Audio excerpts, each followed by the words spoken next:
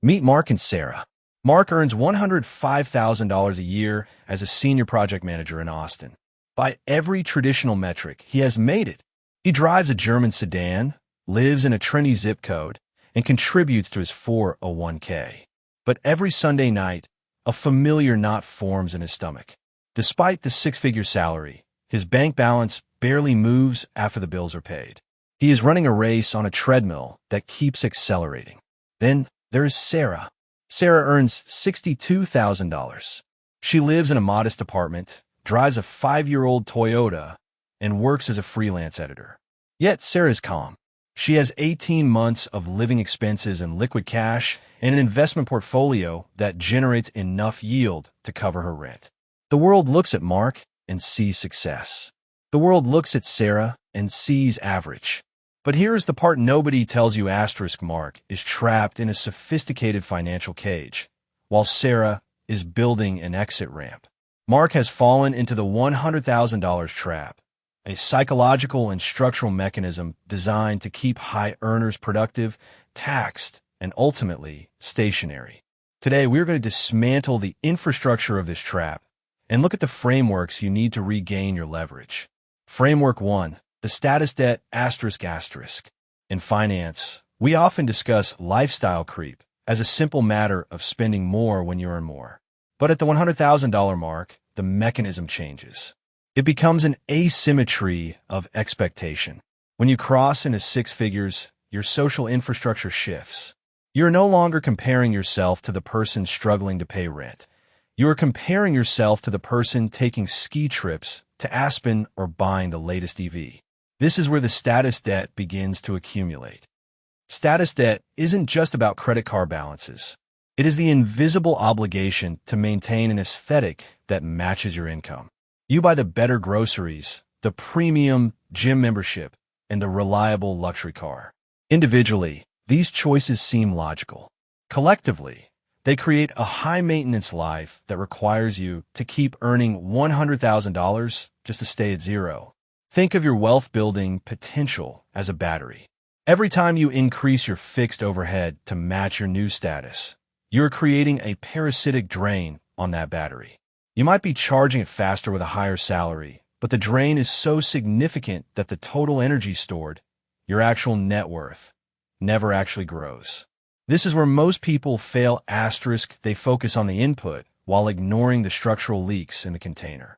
Framework 2. The infrastructure of convenience ***. The second pillar of the trap is the convenience tax. The $100,000 salary is a specific sweet spot for corporations. You earn enough to be tired, but not enough to be truly free. To cope with the demands of a high-level career, you begin to outsource your life. You pay for meal kits because you're too busy to prep. You pay for premium transport because you're too stressed to drive.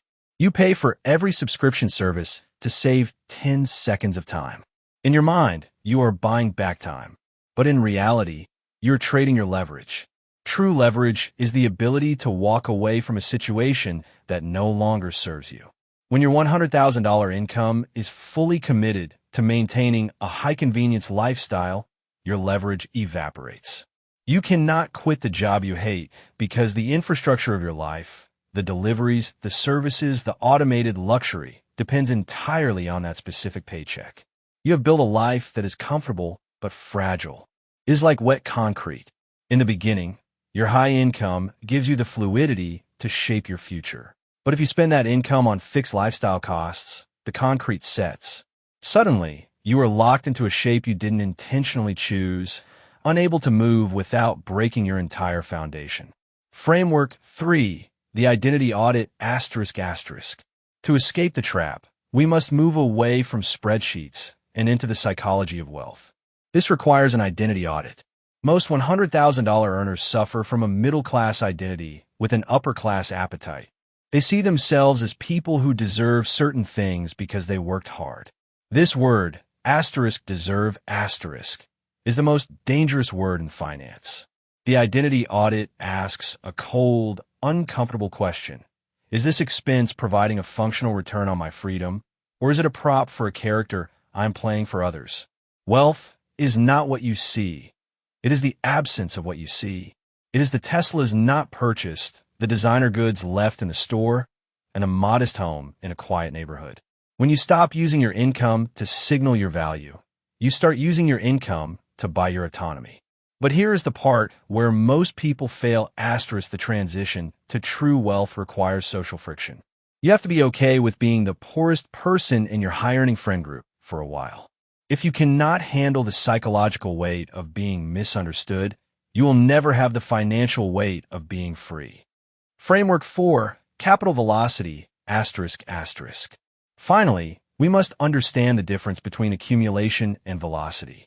The $100,000 trap encourages slow accumulation, saving a small percentage of your income in a retirement account and hoping the market does the work over 40 years. This is the slow lane strategy. High net worth individuals focus on capital velocity. They take the surplus generated by their income and immediately deploy it into asymmetric opportunities, assets where the potential for gain far outweighs the risk of loss.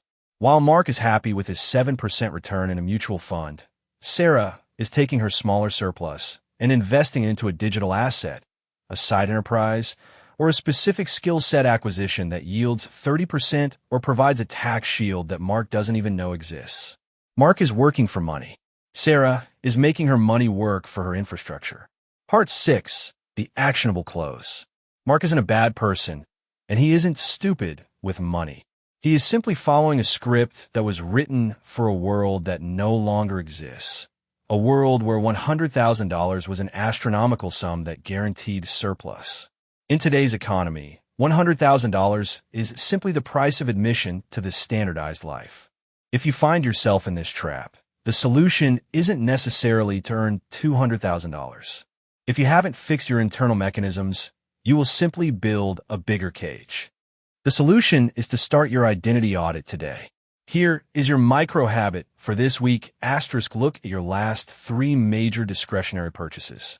Ask yourself, if I could never show this to another human being, would I still have bought it? If the answer is no, you aren't buying a product. You are paying a status debt.